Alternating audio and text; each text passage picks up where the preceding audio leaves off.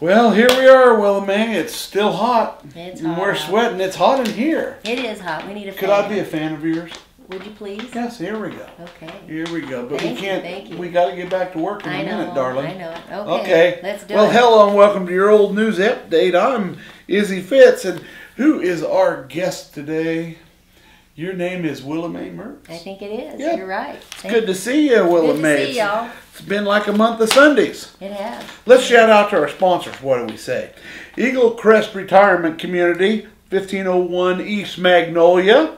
Headley's Clothing, 1829 South 9th. And Smoky Hill Museum, 211 West Iron.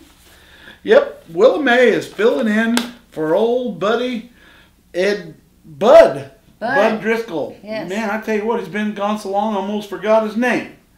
Bud Driscoll. Well, Bud is on sabbatical. He's having a good time. He's got his feet up at the pool.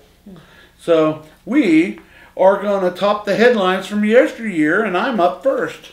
All right. Ready? Go for it, Izzy. Okay, July 22nd, 1990. Dateline Colby. Water from beneath the ground has transformed this land, explorer Zebulon Pike in the early 80s described as almost wholly unfit for cultivation. And I'll say, they really made the desert bloom out there. Oh, yep, they did. Yep. Corn is king in this part of Kansas and throughout the western third of the state. But times may be a-changing.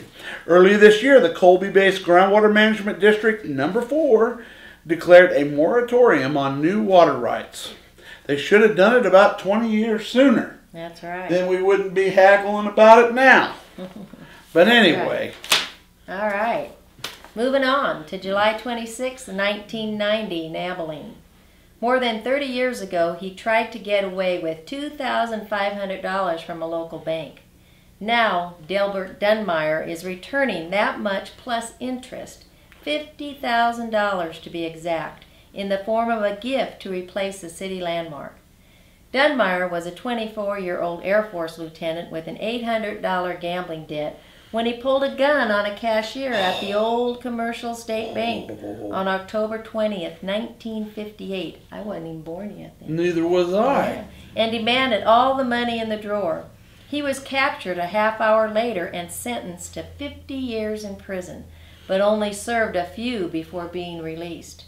Now, a multi-millionaire Kansas City industrialist, he plans to donate money for construction of a new city band shell to replace the one that burned in 1989. Well, good for Delbert. Yeah, good for Delbert. He sounds like he's been rehabilitated. I think so. I think so. Well, shout out to Delbert. Hats off. There you go. Woohoo! Woohoo! Okay, July 21st, 1965. While Mr. and Mrs. Yale R. Davis of 123 East Ellsworth slept early Wednesday morning, their son was involved in a life-or-death drama in the sky over New Hampshire. At 7 a.m., Mrs. Davis arose and began her daily routine. Before preparing breakfast, she turned on the television for a newscast. What she heard left her and her husband with little appetite.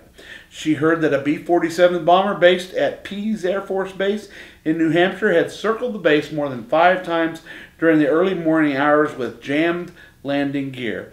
Her son, Captain Yale R. Davis, 31, was the aircraft commander of the disabled bomber. Wow. Don't know whether he made it.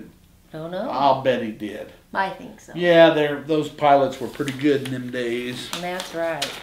Okay, 100 years ago on July 22nd, 1915, whiskey, a crap game, a stranger, a fight, and a razor are some of the preliminaries leading up to the severe injury sustained last night by Edward Kelly.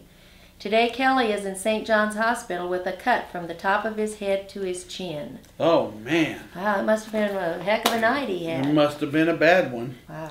And finally, July 23rd, 1890, in the Salina Daily Republican.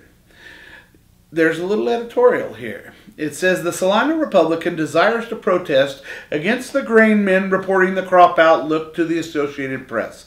It is plainly in their interest to carry the impression that crops are going to be short. It seems the more things change, the more they stay the same. Every year the Associated Press tries to kill our wheat crop, and then we turn out finding out it was a lot better than what they forecast. That's true. So let's get it right and let's be accurate.